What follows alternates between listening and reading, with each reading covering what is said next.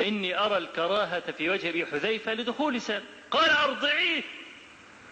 قالت كيف أرضع؟ إنه رجل كبير. فتبسم النبي صلى الله عليه وسلم وقال قد علمت أنه كبير. هنا بعض العلماء قال لك إنها عصرت ثديها في كوباية وسالم شرب اللبن. ليه يا جماعة قلتوا كده؟ طبعا في روايات كلها ضعيفة، كلها ضعيفة. أنا كانت بتديله الكوباية اللبن في كوباية. ومن العلماء الذين لا يعرفون الصحيح ولا الضعيف إذا رأى أي رواية بياخد بمقتضاها على طول، ككثير من الفقهاء، بل أكثر الفقهاء كذلك. يبقى الحديث علماء الحديث كلهم ضيعوه وهو يأسس عليه حكم الحد السم. وعلماء الحديث المتخصصون قالوا لا يصح، باطل.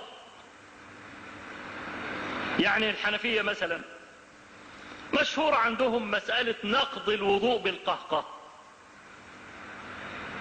تمام؟ طب واحد بيصلي بعد ما توضى، واحد قال له نكتة بتاع قه قه قه عيد الوضوء. ليه؟ لأن في حديث يقول من توضأ فقهقه فليعيد الوضوء. طب العلماء علماء الحديث ضيعوا الحديث ده وقالوا ده موضوع وكذب وباطل وسقط ومالوش أي قيمة. أبني عليه حكم شرعي إزاي؟ واحد فقيه ما عندوش فكرة بالصحيح ولا الضعيف، فتح الكتاب لقى حديث أسس عليه حكم. عشان كده دايما نهيب بالفقهاء يرجعوا للمحدثين الأول، يقولوا الحديث ده صح ولا لا، يقول له صح. إذا قال له صح يشتغل وطلع منه أحكام ويستنبط الكلام. قال له ضعيف يبقى يركنه ويشوف غيره.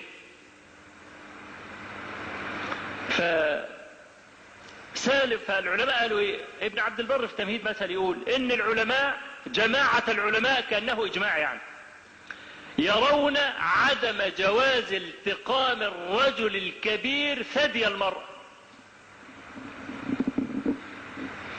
طيب يا جماعة الخير، يا أولي الألباب، المرأة عصرت صدرها، نزل اللبن في كوباية، أعطته الرجل من وراء حجاب. هل هذه الصورة يمكن أن تقول فيه سهيلة للنساهلة من النبي صلى الله عليه وسلم كيف أرضعه؟ ولا هي فهمت أنها ستباشر الرضاعة؟ طبعا ده ألف به. لا يقال لمن شرب اللبن أنه رضع، لا لغة ولا شرعا ولا عرفا، وإلا يبقى احنا كلنا بنرضع من البهايم. ها؟ تروح تشتري كيلو لبن من البقال يبقى انت رضعت الجاموس. ولا قائل بهذا. ده كون هذا يحرم دي مسألة، وكون اسمه رضاع دي مسألة تانية. المرأة لو عصرت صدرها وواحد شرب اللبن 5 رضعات مشبعات يحرم. لان ممكن المرأة يكون صدرها تعبان ما تقدرش تباشر تدي للولد صدرها. تعمل ايه المرأة؟ تقعد تعصر في صدرها وتسقي الولد ويبقى اسمه الولد رضع وينبني عليه التحريم. انا الان لا اناقش لما عصرت صدرها ونزلت لبن يحرم ولا لا، مش ده الموضوع بتاعي. انا موضوعي هل هذا يسمى رضاعا ولا لا؟ قطعا لا يسمى رضاعا. الرضاع تعريفه التقام الثدي، ده اسمه الرضاع. ومنه ما كانت العرب تقول لئيم راضع. لئيم راضع، البخيل لما كان ينزل بيه ضيف ما يرضاش يحلب الشاه، لان وهو بيحلب الشاه اللبن بيعمل صوت، فهو مش عايز يسقي الضيف، عايز يشرب اللبن. فالضيف لو سمع صوت الحليب هينتظر الحليب، مش هيجيله الحليب، هيقول عليه بخيل. فيبقى نكفي على الخبر مجور، ينزل تحت المعزة ويرضى. خلاص يبقى كده ايه؟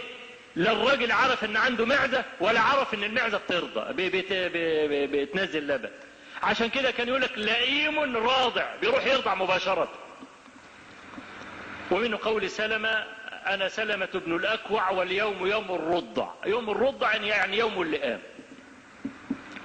فيبقى بيرضع يعني باشر حلمة الثدي بفمه. ومنه الحديث اللي في الصحيحين: لم يتكلم في المهد إلا ثلاث. آخر الحديث ده هو قال النبي صلى الله عليه وسلم: وبينما امرأة ترضع ولدها إذ مر رجل له شارة، رجل من الأكابر الأبهات راكب فرس مطهم كده وحواليه فرسان وبتاع والعالم حواليه بتجري، فقالت: اللهم اجعل ابني مثله. قال: فنزع الولد فمه من ثدي أمه وقال: اللهم لا تجعلني مثله. ثم أقبل على ثدي أمه يمصه. قال أبو هريرة: ووضع النبي صلى الله عليه وسلم إصبعه في فمه يمثل ارتضاع الصبي. يعني بيرضع، يعني النبي عليه الصلاة والسلام حط إصبعه كده في فمه وقعد يمص. فلا يقال رضع إلا من باشر الثدي بفمه. خلاص. عشان كده المرأة استعظمت: أرضعه؟ ده له لحية، كما في الرواية الثانية قال: قد علمت أنه ذو لحية. فاستعظمت أن تكشف صدرها. تمام. فأرضعته 5 رضعات.